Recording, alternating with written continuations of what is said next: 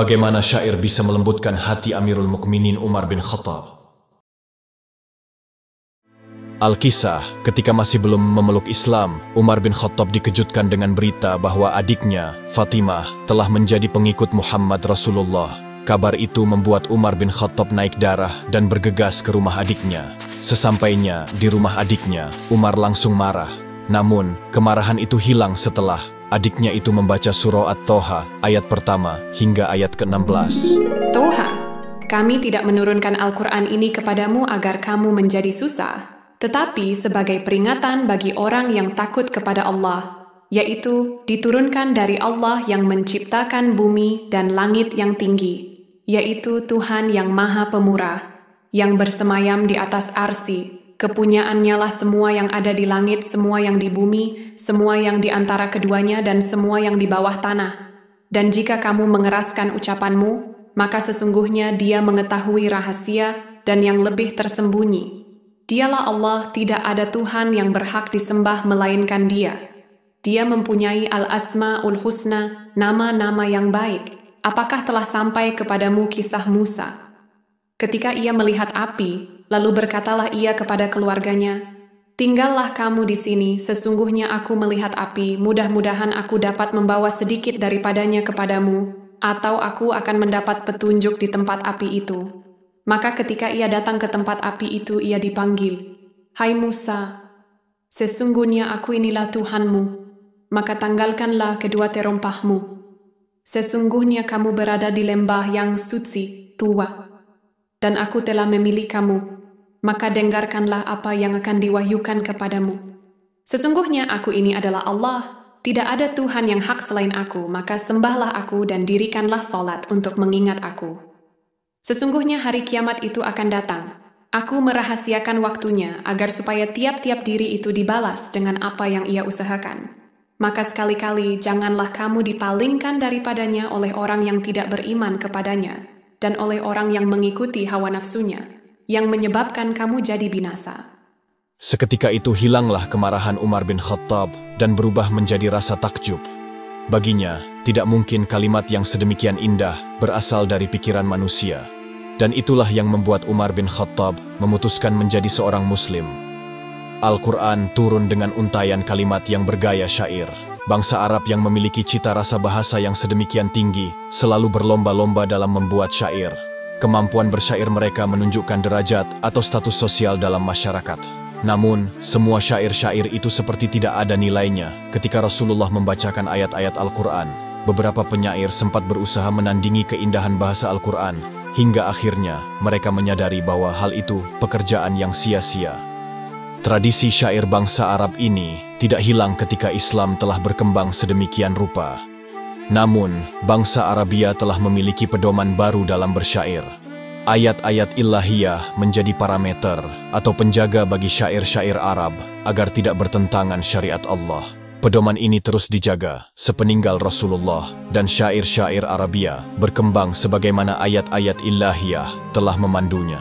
Bagi penyair yang tidak mengindahkan hal ini, para khalifah atau pemimpin umat tidak segan untuk menjatuhkan hukuman.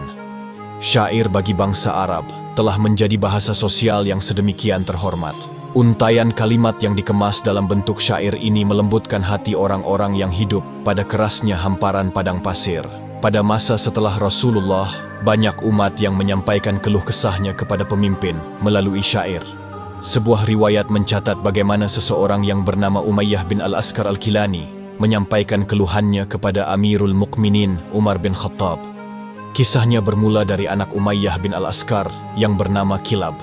Dia pindah dan menetap di Madinah pada masa kepemimpinan Amirul Mukminin Umar bin Khattab.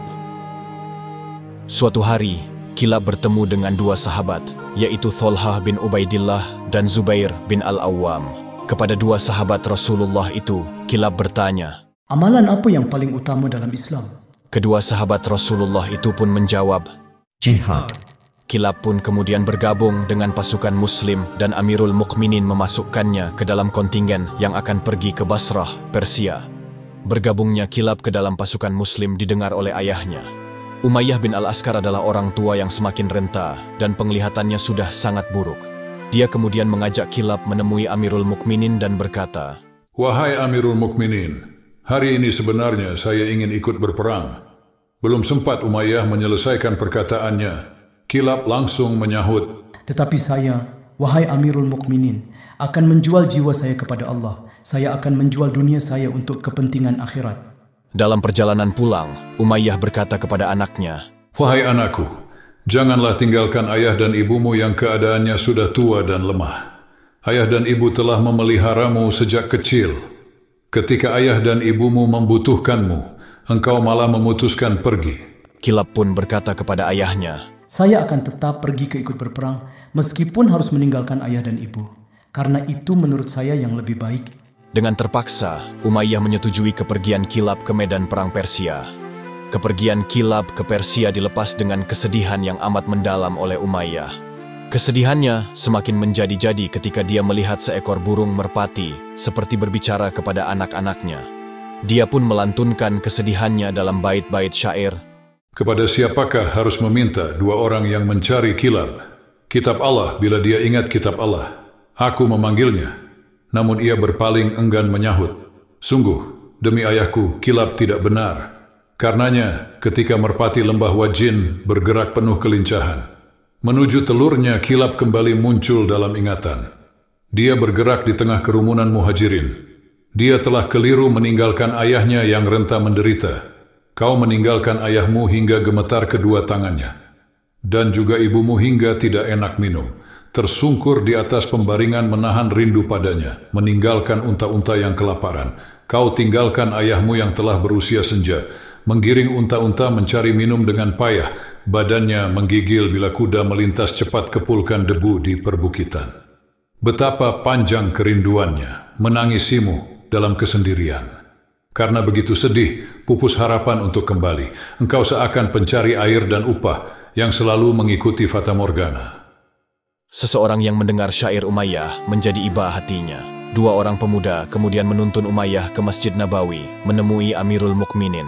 Di hadapan pemimpin kaum mukmin itu, Umayyah membacakan syairnya. Aku dicela, sungguh tanpa dasar ilmu kau mencela. Adakah para pencela mengerti apa yang kurasa? Jika dirimu dicela sepertiku, maka jawablah bahwa Kilab pergi ke daerah Irak. Celaan mendera menambah pedihnya kerinduan pada Kilab datang pada pagi esok hari.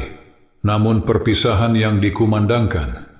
Dua orang pemuda bermurah hati di kala lapang dan sempit, sehingga kokoh penopangnya di saat hari perjumpaan. Maka janganlah, demi bapakmu tidak engkau hiraukan perasaanku, rasa sayangku dan juga kerinduanku padamu.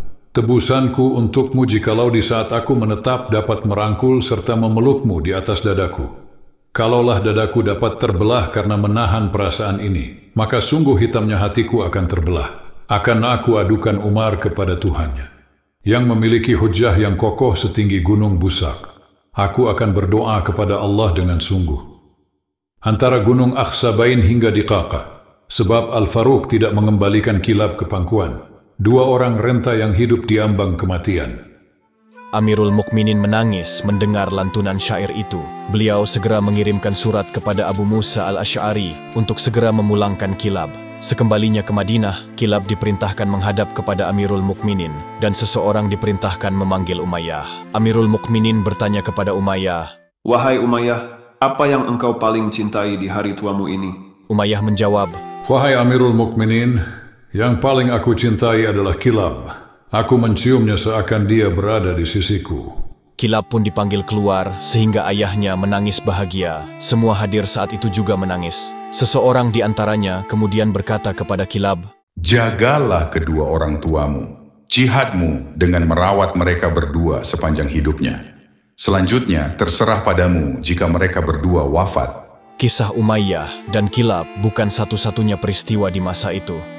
Hal serupa juga terjadi ketika seorang penyair bernama Syaiban bin Mukhabbal as-Sa'di bergabung dengan pasukan yang dipimpin Sa'ad bin Abi Waqqash. Syaiban saat itu sudah cukup berumur dan lemah, sehingga ayahnya khawatir terhadapnya. Karena tidak kunjung kembali, ayah Syaiban melantunkan syair. "Apakah Syaiban akan menghancurkan hidupku setiap malam? Hatiku dipenuhi rasa khawatir akan perpisahan. Tidakkah engkau lihat punggungku dibebani dengan banyak persoalan? Aku saksikan satu orang bagaikan dua, padahal keduanya berdekatan. Syaiban mengatakan bahwa dia tidak akan mendurhakaiku. Jika dia meninggalkanku, maka telah durhaka dan berdosa. Jangan sampai kuburanmu dimasuki malapetaka. Juga keluargamu, karena suatu saat akan datang malaikat yang menghitung. Tatkala Amirul Mukminin mendengarkan syair ini, beliau langsung memerintahkan Sa'ad bin Abi Waqqas memulangkan Syaiban ke Madinah.